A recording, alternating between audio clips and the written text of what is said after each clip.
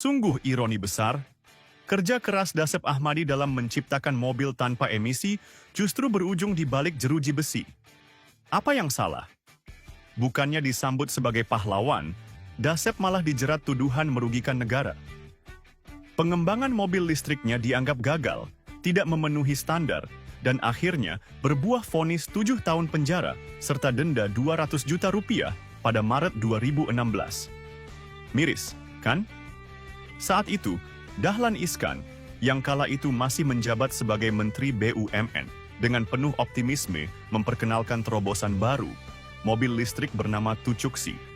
Mobil ini digadang-gadang sebagai masa depan kendaraan ramah lingkungan Indonesia. Tapi apakah semua seindah yang dibayangkan? Nah, pertama karya Dasep Ahmadi, yang diberi nama Ahmadi, sesuai dengan nama sang kreator. Desainnya mungil, mirip Hyundai Atos yang dulu sempat hits. Mobil ini punya segudang fitur keren, seperti suspensi depan McPherson Strut dengan coil spring dan kecepatan maksimal 120 km per jam. Hemat biaya perawatan juga, karena mobil listrik lebih murah dibanding mobil konvensional. Tapi, ada kelemahannya nih. Jarak tempuhnya hanya 130 km per satu kali pengisian penuh, sementara harganya di kisaran 200 juta hingga 300 juta rupiah.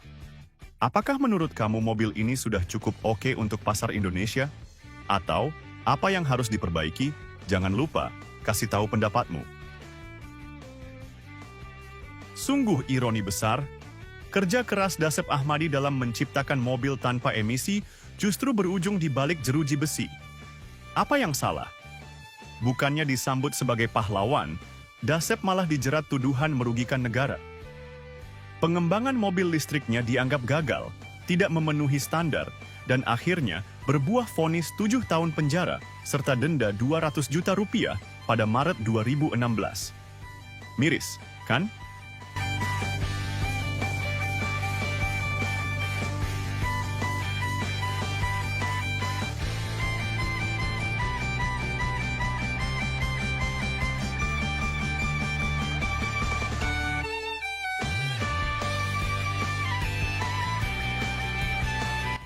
Berikutnya, ada Gendis.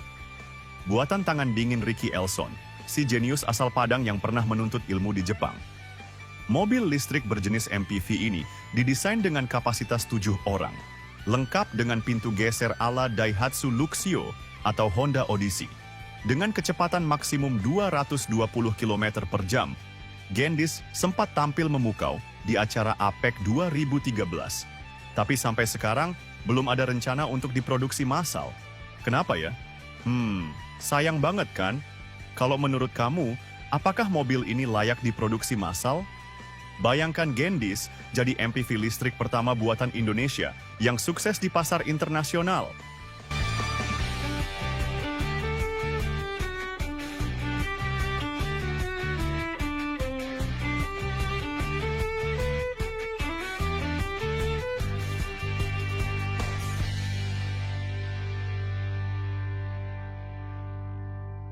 Tucuksi, sang pionir mobil listrik Indonesia, adalah hasil kolaborasi Dahlan Iskan dan Ricky Elson.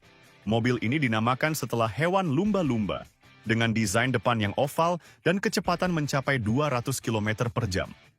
Namun, pengembangan Tucuksi mandek setelah dituduh merugikan negara. Ironisnya, mobil listrik ini bahkan dianggap gagal lulus uji emisi. Aneh kan? Mobil listrik kok kena uji emisi? Apakah menurut kamu ini masuk akal? Atau ada agenda tersembunyi di balik masalah ini? Seru banget kalau kita diskusikan bareng-bareng. Kecelakaan yang dialami Dahlan Iskan saat menguji Tucuksi dari Solo ke Surabaya memperburuk keadaan. Masalah pada sistem pengereman jadi titik kritis. Setelah 9 tahun berlalu, kabarnya mobil ini hanya diparkir rapi tanpa pengembangan lebih lanjut. Bayangkan, andai Tucuksi lebih diseriusi, mungkin Indonesia sudah punya mobil listrik kebanggaan dunia. Menurut kamu, apakah Tucuksi layak diberi kesempatan kedua? Jangan ragu untuk berbagi pendapat. Meski banyak hambatan, Ricky Elson tak pernah menyerah. Di tahun berikutnya, dia memperkenalkan mobil listrik Celo yang tampil bak supercar asal Italia. Mobil sport berwarna kuning ini menggunakan tenaga 182 tenaga kuda dan dibanderol dengan harga fantastis, mencapai 1,5 miliar rupiah. Dengan jarak tempuh hingga 250 km per pengisian, Selo dibekali teknologi regeneratif braking yang mengubah energi panas saat pengereman menjadi listrik. Sayangnya, meski sudah diperkenalkan, Selo mengalami nasib yang sama seperti pendahulunya. Bagaimana menurut kalian? Apakah mobil seperti ini seharusnya mendapat dukungan lebih dari pemerintah?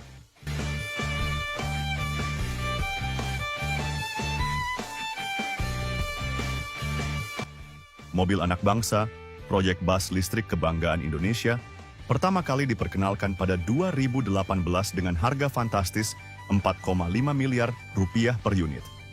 Bus ini dibekali baterai berkapasitas 250 kW, dengan waktu pengisian hanya 2,5 jam dan kecepatan maksimal 100 km per jam.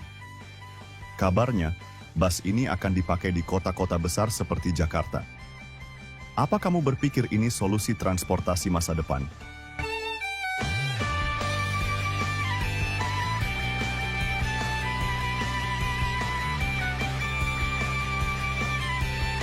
Dan terakhir, Elang, mobil listrik karya mahasiswa Universitas Tidar, yang pertama kali diperkenalkan pada 2017.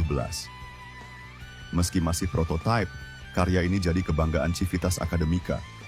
Mobil ini punya penggerak motor listrik 350 watt dengan kecepatan maksimal 40 km per jam, namun baterainya hanya bertahan 3 jam saja. Apakah karya mahasiswa ini bisa menjadi cikal bakal revolusi mobil listrik di Indonesia? Jangan sampai kita kalah dari negara lain. Ya, gimana? Menurut kamu, apakah Indonesia sudah siap menjadi pemain besar di industri mobil listrik? Yuk, share pendapat kamu dan jangan lupa like serta bagikan video ini biar makin banyak yang tahu.